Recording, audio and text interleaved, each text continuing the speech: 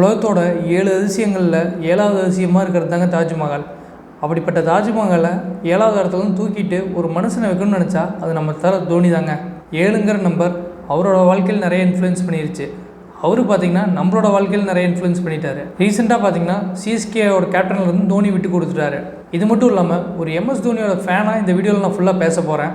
நீங்களும் ஒரு எம்எஸ் தோனியோட ஃபேனாக இருந்தால் இந்த வீடியோ உங்களுக்கு பயங்கரமான பூஸ்ட் பம்ப்ஸ் தரும். அது மட்டும் இல்லாமல் யாருமே பார்க்காத தோனியை பற்றி உங்கள்கிட்ட சொல்ல போகிறேன். அதுக்கு முன்னாடி நீங்கள் நம்ம சேனல் சப்ஸ்கிரைப் பண்ணாட்டி எம்ஆர் வெற்றி சேனல் சப்ஸ்கிரைப் பண்ணிட்டு வந்துருங்க. கூடவே பெல் பட்டன் அழுத்தி ஆல் ஆப்ஷன் கொடுத்துருங்க. வணக்கம், நான் வெற்றி. வாங்க வீடியோ கொடுக்கலாம்.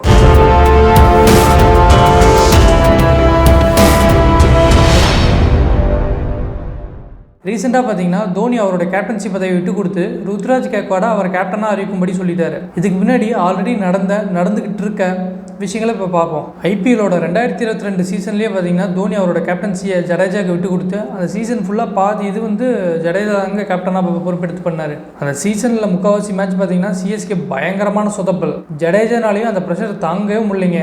ஜடேஜா திணறதை நம்மளாலே பார்க்க முடிஞ்சிச்சு. ஒரு கட்டத்திலலாம் பார்த்தீங்கன்னா தோனியே நானே கேப்டன்சியை பார்த்துக்கிற மாதிரி நடுவில் மேட்ச் நடக்கவே வந்துட்டாருங்க. அதுக்கப்புறம் தோனியே பார்த்தீங்கன்னா கேப்டன்சியை கண்டினியூ பண்ண ஆரம்பிச்சிட்டாரு. அடுத்து 2023 ஐபிஎல் சீசனில் பார்த்தீங்கன்னா கடைசி ஃபைனல் மேட்ச்சில் ஜடேஜா 4 அடித்து அந்த ஐபிஎல் ட்ரோஃபியை தோனிக்கும் நமக்கும் வாங்கி கொடுத்தாருங்க. அது சிஎஸ்கே ஃபேன்ஸுக்கே ஒரு மறக்க முடியாத நிகழ்வுன்னே சொல்லலாங்க. ஏன் சொல்கிறேன்னா அந்த மேட்ச் பார்த்தீங்கன்னா தோனி டக் அவுட் ஆகிட்டு போயிருப்பாருங்க. அது கிட்டத்தட்ட சிஎஸ்கே கையிலேருந்து ஈஸியாக ஜெயிக்க வேண்டிய மேட்ச். ஏன்னா ஸ்கோருமே ஆவரேஜான ஸ்கோர் தான். அது தோனி கொஞ்சம் நேரம் ஃபீல்டில் இருந்தாலே ஈஸியாக எப்படி வின் பண்ணணுமோ அவர் ரூட்டில் எடுத்துகிட்டு போய் வின் பண்ணி கொடுத்துருப்பாரு. ஆனால் ஸ்டார்டிங்லேயே அவரை விக்கெட் எடுத்ததுனால மேட்ச் சிஎஸ்கே கையிலேருந்து போயிருங்கிற மாதிரி நமக்கே ஒரு ஃபீல் வந்துருச்சு. ஒரு கட்டத்திலலாம் பார்த்தீங்கன்னா இந்த குஜராத் டைட்டன்ஸ் ஜெயிக்கிற மாதிரி வந்துட்டாங்க. கிட்டத்தட்ட ஜெயிச்சிருப்பாங்க. அதுக்கு ஜஸ்ட் மிஸ்ஸு கொஞ்சம் முன்னாடி தான். அப்போ தோனியோட மூஞ்செல்லாம் பார்த்தீங்கன்னா அப்படியே தொங்க போட்டுட்டு மனுஷன் அப்படியே உட்காந்துட்டாப்புல. இது வரைக்கும் தோத்துட்டு சிரிச்சிட்டு போன தோனியை தான் பார்த்துருக்கோம். ஃபஸ்ட்டு தோனியை ஃபீல் பண்ணி உட்காந்த தருணத்தை அன்றைக்கி தாங்க பார்க்குறோம். ஒரு கட்டத்திலலாம் பார்த்தீங்கன்னா தோனி கண்ணில் தண்ணி வரதை நிறையா கேமரா ஆங்கிள்ஸில் வச்சு கேப்சர் பண்ணியிருப்பாங்க. அந்தளவுக்கு அது ஒரு கொடூரமான மேட்சுங்க. எப்படியோ அந்த மேட்செல்லாம் பார்த்தீங்கன்னா தோனிக்காகவே ஜெயிச்ச மாதிரி இருந்துச்சு. அந்த மாதிரி கஷ்டப்பட்டு ஜடேஜா கடைசி வரைக்கும் போராடி கடைசி பாலில் 4 அடித்து கப் அடித்து கொடுத்துட்டாரு.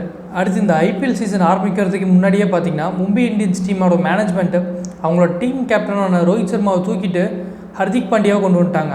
இதுக்கு இந்தியா ஃபுல்லாக பயங்கரமான எதிர்ப்பாளைகள் வந்துச்சிங்க. அது குறிப்பாக சொல்லணும்னா இந்த மும்பை ஃபேன்ஸ்லாம் பார்த்தீங்கன்னா கொந்தளிச்சிட்டாங்க. கிட்டத்தட்ட லட்சக்கணக்கான மும்பை இந்தியன்ஸ் டீம் ஃபாலோவர்ஸ் பார்த்தீங்கன்னா இன்ஸ்டாகிராமில் மும்பை இந்தியன்ஸ் டீமை அன்ஃபாலோ பண்ணிட்டாங்க. ஒன்றும் இல்லைங்க, இந்த மும்பை இந்தியன்ஸ் டீமை ரன் பண்ணுறது பார்த்தீங்கன்னா ரிலையன்ஸ் குரூப், அதாவது அம்பானி ஃபேமிலிஸ் தான். இவங்க டீசெண்டாக ரோஹித்தை கூப்பிட்டு இது மாதிரி நீங்களே அறிவிச்சிருக்கிற மாதிரி சொல்லியிருந்தா கூட ஒன்றும் பிரச்சனை வந்திருக்காது. டீமோட ஓனர்ஸ் நாங்கள் எடுக்கிறதா முடிவுங்கிற மாதிரி டக்குன்னு ரோஹித்தை தூக்கிட்டு உடனடியாக ஹார்திகை கேப்டன் ஆகணுன்னே தான் மும்பை இந்தியன்ஸ் ஃபேன்லாம் கொந்தளிச்சிட்டாங்க. ஏன்னா ரோஹித் ஒரு சாதாரண ஆளே இல்லைங்க. நம்ம ஊரில் எப்படி தோனியை நம்ம மதிக்கிறோம் அந்த மாதிரி மும்பையில் ரோஹித்தை பார்க்குறாங்க. ஏன்னா ரோஹித்துமே 5 வாட்டி கப்படிச்சு கொடுத்துருக்காரு மும்பை இந்தியன்ஸ் டீமுக்கு.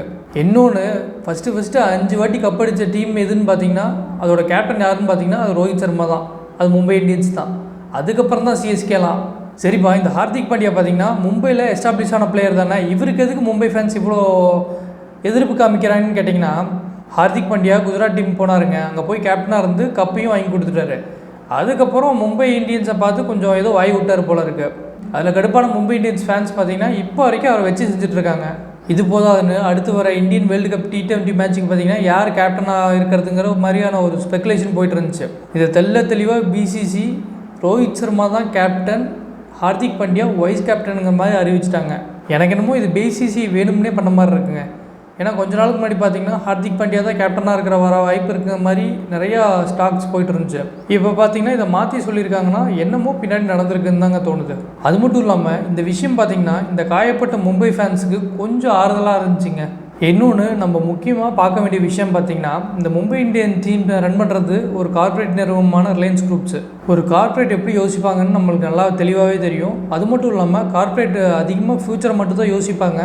இன்னொன்று இத்தனை ஃபேன்ஸோட எதிர்ப்பு மீறியும் நாங்கள் எடுத்த டிசிஷனில் தான் நாங்கள் நிற்போங்கிற மாதிரி மும்பை இந்தியன்ஸ் டீம் மேனேஜ்மெண்ட் காமிச்சிருக்காங்க. இது கரெக்டானு கேட்டிங்கன்னா என்னை பொறுத்த வரைக்கும் ஒரு கார்ப்பரேட் எப்படி யோசிப்பாங்கன்னா ஒரு பணம் போட்டு 4 பணம் எடுக்க தான் பார்ப்பாங்க. அந்த வகையில் பார்க்கும்போது இப்போ திடீர்னு ரோஹித் ரிட்டையர் ஆகி போயிட்டாருன்னா மும்பை இந்தியன்ஸோட பிராண்ட் வேல்யூ குறைஞ்சிரும்.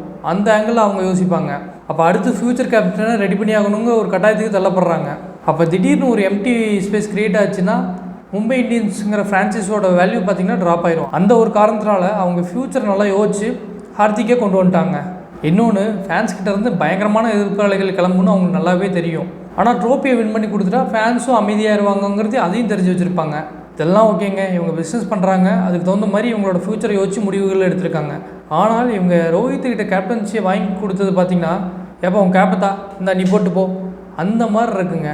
ஏன்னா ஒரு 5 வாட்டி கப்படிச்ச கேப்டனை ட்ரீட் பண்ணுற விதமாக அதுக்காக தான் மும்பை இந்தியன்ஸ் ஃபேன்ஸ்லாம் கொந்தளிச்சுட்டு இருக்காங்க.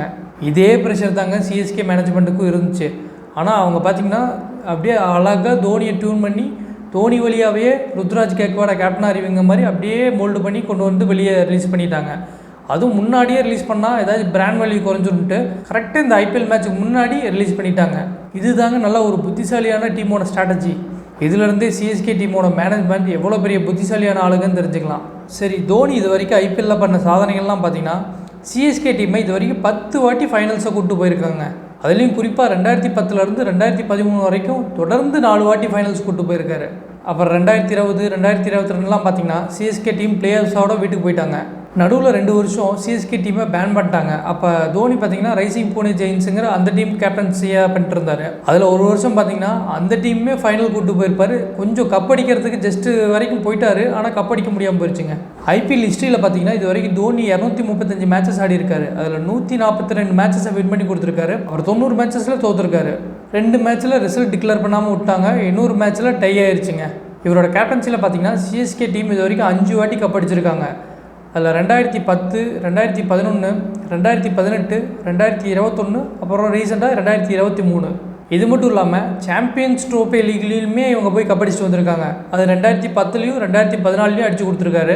கிட்டத்தட்ட டோட்டலாக பார்த்தீங்கன்னா ஒரு 7 வாட்டி கப்படிச்சு கொடுத்துருக்காருங்க தோனி சிஎஸ்கேக்காக. சென்னை டீமுக்கு மட்டும் பார்த்தீங்கன்னா இது வரைக்கும் தோனி 212 மேட்ச்சில் விளையாண்டுருக்காரு. அதில் 128 மேட்ச்சில் ஜெயிச்சு கொடுத்துருக்காரு, 82 மேட்ச்சில் தோற்றுட்டாருங்க. சரி, நான் எப்போ இருந்து தோனி ஃபேன்னு பார்த்தீங்கன்னா, நான் ஒரு 8வது படிச்சுட்டு இருந்தேங்க. அப்போ பார்த்தீங்கன்னா இந்தியாவுக்கும் பாகிஸ்தானுக்கும் ஒரு 5 மேட்ச் சீரீஸ் அந்த மாதிரி நடந்துட்டு இருந்துச்சு. அப்போ 2வது மேட்ச்சும் அது விசாகப்பட்டினத்தில் நடந்துட்டு இருந்துச்சு. அந்த மேட்ச்சில் பார்த்தீங்கன்னா டெண்டுல்கர் ஸ்டார்டிங்லேயே அவுட் ஆகிட்டார்.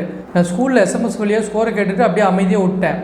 எனக்கு டெண்டுல்கர் அவுட் ஆகிட்டாருன்னு ஒரே டென்ஷனுங்க. அப்புறம் வந்து ஒரு 3-4 மணி நேரம் கழித்து ஸ்கூல்லேருந்து வீட்டுக்கு வந்து வீட்டு பக்கத்தில் இருந்த ஒரு அண்ணங்கிட்ட கேட்கும்போது ஸ்கோர் 358 என்னமோ சொன்னார். எனக்கு தூக்கி வாரி போட்டுருச்சு. எப்படா டெண்டுல்கரே அவுட்டு, எப்படி அவ்வளோ ஸ்கோர் போயிருக்குன்ட்டு. அப்புறம் தான் அந்த அண்ணன், எப்போ தோனின்னு ஒரு பையன் வந்திருக்கான், போட்டு பொழந்து எடுத்துட்டான்ப்பா, பாகிஸ்தான் பவுலர்லாம் பாவம் அந்தளவு போட்டு அடி பிச்சு எடுத்துட்டாங்கிற மாதிரி சொன்னார். அதை கேட்டு அப்போயே நான் ஒரு திடீர் தோனி ஃபேன் ஆகிட்டேங்க. அடுத்து இன்னொரு எக்ஸ்பீரியன்ஸ் பார்த்தீங்கன்னா, அப்போ நான் 9th ஸ்டாண்டர்ட் படிச்சுட்டு இருந்தேன். அப்போ இந்தியாவுக்கும் ஸ்ரீலங்காவுக்கும் மேட்ச் போய்ட்டு இருந்துச்சு. அந்த மேட்ச்சை நான் லைவாக உட்காந்து பார்த்துட்ருக்கேங்க. ஸ்ரீலங்கா பார்த்தீங்கன்னா ஃபஸ்ட் பேட்டிங் பிடிச்சி கிட்டத்தட்ட 298 ரன் அடிச்சிருந்தாங்க. அப்போ ஸ்ரீலங்கன் விக்கெட் கீப்பர் சங்ககாரா பார்த்தீங்கன்னா ஓப்பனிங் பேட்ஸ்மேனாக இறங்கி 50 ஓவர் பிடிச்சி கிட்டத்தட்ட 138 ரன் அடிச்சிருந்தார். அடுத்து பேட் பண்ண இந்தியன் டீம் பார்த்தீங்கன்னா ஓப்பன்லேயே சச்சின் 2 ரன்னுக்கு அவுட்டு. சரி, அவ்வளோதான் மேட்ச் முடிஞ்சிடான்னு நினச்சிட்டு இருக்கும்போது தான் சரி தோனி வந்தாப்புல. சரி, இவர் கொஞ்சம் நல்லா அடிப்பார், கொஞ்சம் நேரம் மேட்சை பார்க்கலான்னு பார்த்தது தாங்க.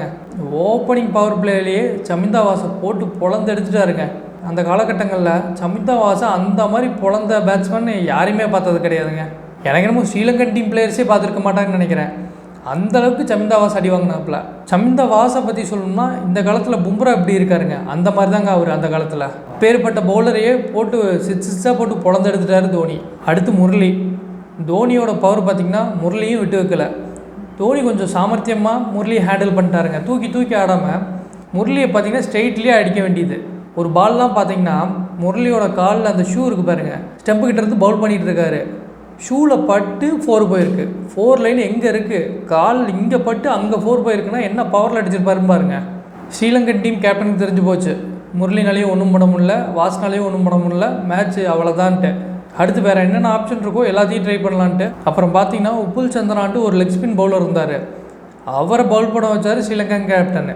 தோனி பார்த்திங்கன்னா அதோட அவர் கேரியரே முடிச்சுட்டா இருந்தாங்க சொல்லணும். போட்டு லெக் ஸ்பின்னரை அந்த மாதிரி அடித்த பேட்ஸ்மேனை அது வரைக்கும் யாரும் பார்த்ததில்ல. அதுக்கப்புறம் அவரை நான் எந்த மேட்ச்லையும் பார்த்ததில்ல. அதோட அவர் கேரியரே முடிச்சு அமுச்சு விட்டார். அடுத்து இவரோட அடியில் பார்த்திங்கன்னா தில்சனும் தப்பில் முரளியவே போட்டு பொழந்தெடுத்தவர் தோனி. தில்சனை விடுவாரா? அடுத்து தில்சனையே போட்டு பொழந்து கட்டி நீ எல்லாம் எனக்கு பால் போடலாமாப்பாங்கிற மாதிரி ஆக்கிட்டார். இந்த மேட்ச்லேயே ஒரு ஹைலைட்டான விஷயம் பார்த்திங்கன்னா, அந்த காலத்தில் மகரூஃப்னு ஒரு பவுலர் இருந்தாருங்க. அந்த பவுலர் பார்த்திங்கன்னா தோனியை விக்கெட் எடுக்கிறதுக்காக எல்லாத்தையும் போய் லாங்கில் நிற்க வச்சுட்டாரு. அது தோனிக்குமே தெரிஞ்சு இந்த பால் அழகாக போட போகிறாங்க, தூக்கி சிக்ஸ் அடித்து மாட்ட போகிறோங்கிற மாதிரி பவுலர் நினச்சிட்டு போட்டிருக்காரு. ஆனால் அங்கே நடந்தது வேறங்க. இவர் பால் போட்ட உடனே தோனி அடித்த அடியில் அந்த பால் பார்த்திங்கன்னா ஸ்டேடியத்தை விட்டு வெளியே போயிடுச்சு. இதுதாங்க தோனி, இதுதான் தோனியோட பவர். அந்த காலகட்டத்தில் தோனிக்கு முன்னாடி வரைக்கும் அந்தளவுக்கு ஆக்ரோஷமான அதிரடியான ஒரு ரா பவருடைய ஒரு இந்தியன் பேட்ஸ்மேனை யாருமே பார்த்தது கிடையாது. அதனாலேயே நம்ம தோனிக்கு அதுக்கப்புறம் மிகப்பெரிய ஃபேன் ஃபாலோவர்ஸ் வந்துட்டாங்க.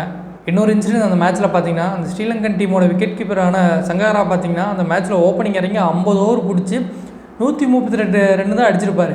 ஆனால் நம்ம தோனி பார்த்தீங்கன்னா கிட்டத்தட்ட ஒரு 100-120 பால்லையே 150க்கு மேலே போயிட்டார். சங்காரெல்லாம் பார்த்தீங்கன்னா பின்னாடி கையை கட்டிட்டு என்ன பண்ணுறதுங்கிற மாதிரி யோசிக்க ஆரம்பிச்சிட்டாரு. இது போதாதுன்ட்டு அந்த காலகட்டத்தில் விக்கெட் கீப்பரோட அதிகபட்ச ஸ்கோராக இருந்தது பார்த்திங்கன்னா 162 ரன்னோ. அது ஆடம் கில்க்ரிஸ்ட், ஆஸ்திரேலியாவோட அதிரடி மண் அடித்தது தாங்க. தோனி வந்த ஒரு சில மேட்சஸ்லேயே பார்த்தீங்கன்னா அதை முறியடித்து 183ங்கிறத அவரோட தரப்பில் அவர் விக்கெட் கீப்பர் பேட்ஸ்மேனாக பதிவு பண்ணிட்டார். இன்னொன்று பார்த்தீங்கன்னா இந்த ரீசெண்ட் டைமில் பார்த்தீங்கன்னா மேக்ஸ்வெல் வேர்ல்டு கப்பில் 200 அடிச்சிருப்பார். அதில் அவர் கால் கொஞ்சம் பிரச்சனையாக இருந்திருக்கும். ஒரே இடத்துல நின்று சிக்ஸஸாக தூக்கி அடிச்சிருப்பார். இந்த விஷயத்த தோனி அப்பயே பண்ணிட்டாருங்க. இவர் 153 அடிக்கிறப்ப பார்த்தீங்கன்னா இவருக்குமே கால் பிடிச்சிக்கிச்சு. இவர் ஒரே இடத்துல நின்று தான் சிக்ஸஸாக தூக்கி அடிச்சிருப்பார். இவருக்கு அப்போ பார்த்தீங்கன்னா பைசா சேவாக் ஓடி இருப்பார். இன்னொன்று பார்த்தீங்கன்னா அந்த மேட்ச்சில் தோனிக்கு பார்ட்னராக வேணுகோபால் ராவ்னு ஒருத்தர் இருந்திருப்பார். அவர் கிட்டத்தட்ட பார்த்தீங்கன்னா ஒரு 19 ரன் அடிச்சிருப்பார்.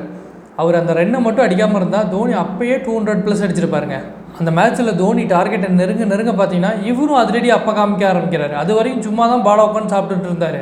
தோனி அந்த 170, 180 அந்த ரேஞ்சுக்கிட்ட போகும்போது மனசு இவரும் அதிரடியாக ஆட ஆரம்பிச்சிட்டாரு. இல்லாட்டி தோனிக்கு அன்றைக்கே 200+ அடிக்கிற வாய்ப்பு ரொம்ப ஜாஸ்தியாக இருந்துச்சுங்க. நான் சொல்லும்போதே உங்களுக்கு தெரிஞ்சிருக்கும் நான் எவ்வளோ பெரிய தோனி ஃபேனுன்ட்டு. சரி, இதுக்கப்புறம் தோனி விளையாட மாட்டாருன்னு தோணுச்சிங்க. அதனால தான் இப்போயாச்சும் அதை ஷேர் பண்ணலான்னு ஷேர் பண்ணேன். தோனி எப்போ இந்தியன் டீம் விட்டு ரிட்டையர் ஆனாரோ அப்போ இருந்தே நான் இந்தியன் மேட்சஸ்லாம் பார்க்குறதில்ல. ஏதோ ஐபிஎல் பார்த்துட்டு இருந்தேன்னா ஏதோ தோனி சிஎஸ்கேல விளையாடுறதுனால பார்த்துருந்தேன். இதுக்கப்புறம் பார்த்தீங்கன்னா சிஎஸ்கே மேட்சஸும் பார்க்க போகிறதில்ல. இன்னொன்று, இதுக்கப்புறம் எத்தனாயிரம் வருஷங்கள் கிரிக்கெட் இருந்தாலும் தோனி மாதிரியான ஆள் வரவே போகிறதில்லைங்க. சரிங்க, என்னை இன்ஃப்ளூயன்ஸ் பண்ண தோனியை பற்றி உங்கள்கிட்ட நான் ஷேர் பண்ணிட்டேன். நம்ம இந்த வீடியோட எண்டிங் கொண்டோம். இந்த வீடியோ உங்களுக்கு பிடிச்சிருந்தா எனக்கு லைக் பண்ணி, ஷேர் பண்ணி, சப்ஸ்கிரைப் பண்ணி உங்களோட ஆதரவை எனக்கு தெரிவிங்க. உங்களுக்கு பிடிச்ச ட்ரெண்டிங் டாபிக் இருந்தாலும் ஏதாச்சும் கமெண்ட்டில் போட்டு வைங்க, அதை பற்றியும் பேசிடலாம். இந்த வீடியோவை பற்றி உங்களோட கருத்துக்களை கமெண்ட்டில் சொல்லுங்கள். நாளைக்கு இன்னொரு சூப்பரான வீடியோவில் உங்களை பார்க்குறேன். நன்றி, வணக்கம், வெற்றி.